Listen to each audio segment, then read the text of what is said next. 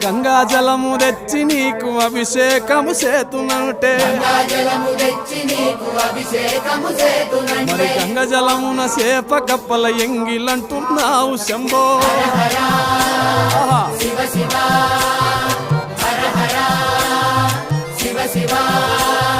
సాంబ శివ నీదు మహిమ ఎన్నటికీ తెలియదాయే ఆవు పాలు తెచ్చి నీకు అర్పితము చేతునంటే ఆవు పాలన లేక దూడల ఎంగిలంటున్నావు శంభో గట్టిగా అది సాంబ శివ నీదు మహిమ ఎన్నటికీ తెలియదాయే